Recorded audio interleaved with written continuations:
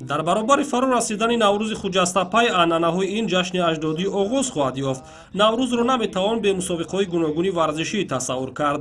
аз ҷумла гӯштини миллӣ аз умраи он мусобиқаҳо ба шумор меравад ки ҳар сол дар тамоми минтақаҳои кишвар баргузор мегардаду доираи васеъи паҳлавонони кишварро ба ҳам меорад. 21 март дар муассисаи давлатии наврӯзгоҳи шаҳри Душанбе ба ифтихори таҷлили ҷашни ниёгон наврӯзи хуҷастапай бо дастгирии мақомоти иҷроияи ҳокимияти давлатии шаҳри Душанбе дар ҳамкорӣ бо кумитаи кор бо ҷавонон ва варзиши назди ҳукумати ҷумҳурии Тоҷикистон мусобиқаи ҷумҳуриявии гӯштини миллӣ гӯштингирӣ барои дарёфти ҷоми пойтахт 2020 баргузор шуд. дар чорабинии мазкур беҳтарин паҳлавонони саршиноси кишвар байни ҳам зурозмоӣ карданд. варзишгарон дар 9 категория вазнӣ миёни ҳам рақобат намуданд. барои дарёфти медали тиллои вазни 60 килограмм бародарон Муҳаммадризо Қувватов ва Муҳаммадсолеҳ Қувватов нерӯ санҷиданд. дар ин майдондорӣ Муҳаммадризо пирӯз гардид.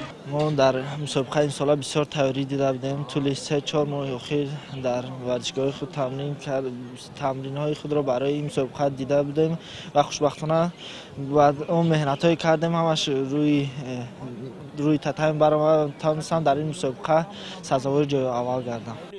Ёқубҷон Боқиев барои нишони тиллои вазни 65 килограмм Идибек Сафаровро мувоҷиҳаи шикаст намуд. Баҳром Суфиев дар ин вазн медали биринҷӣ гирифт. дар вазни 70 килограмм Собиддин Халилзода барандаи нишони зарин гардид. Муҳаммад Исо Раҷавов соҳиби нишони нуқра ва Шаҳзод Воидов соҳиби нишони биринҷӣ шуд. дар финали вазни то 75 килограмм Девашти Рубайдӣ Мубориз Мунавваровро шикаст дод. Қандил Саидов мақоми сеюмро ишғол намуд. ғолиби вазни 80 килограмм Раҳматулло Фарҳодов гардид. Саид Мухтор Расулов медали нуқра гирифт. мақоми сеюми ифтихорӣ насиби Оламафрӯз Абдураҳмонов гардид. яке аз чеҳраҳои шинохтаи варзиши мамлакат Ҷаҳонгир Маҷидов ғолиби вазни то 90 килограмм шуд. Ҷаҳонгир дар финал Зафар Олимшоевро шикаст дод. Комрон Карликов дар зинаи сеюм қарор гирифт. барои моли худ намудани нишони зарин дар вазни то 100 кило рақобатҳо сахту сангин сурат гирифтанд, зеро дар вазни то 100 кило чеҳраҳои муваффақи гӯштини миллӣ тоҷикӣ рақобат намуданд. дар даври ниҳои ин вазн Шамшод Абдуллоев паҳлавони муваффақи минтақаи Рашт Саидҷалол Саидовро мағлуб кард. Фирдавс Насимов паҳлавони вилояти Хатлон соҳиби нишони биринҷӣ гардид. дар финали вазни ҷамъи 100 килограмм Темур Раҳимов ва Шакармамад Мирмамадов нерӯсанҷӣ карданд. Темур дар синоҳаи охири рақобат ҳарифро ба тахтапушт афтонид ва медали тиллоро ба гардан овехт. Суроб Муҳаммадиев миёни гаронвазнон сеюм шуд. паҳлавони маъруф Темур Раҳимов аз дастаи шаҳру ноҳияҳои тобеи марказ ва Шакармамад Мирмамадов бошад аз дастаи вилояти Мухтории Кӯҳистони Бадахшон ки ҳар кадом ду пирӯзӣ ба даст оварданд ба финал роҳ хат гирифтанд.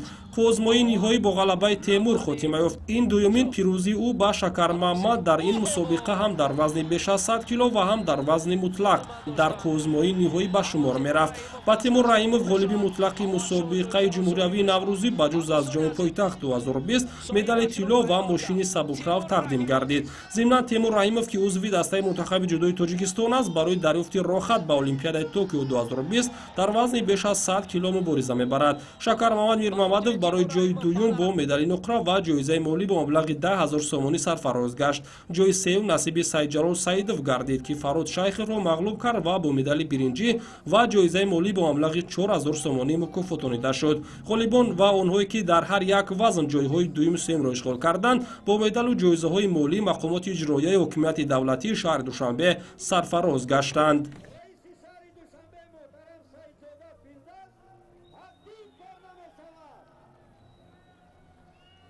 дар вазни ҷамъи 100 килограмм ғолиб гаштам ва дар вазни мутлақи ин мусобиқа озмоӣ кардам.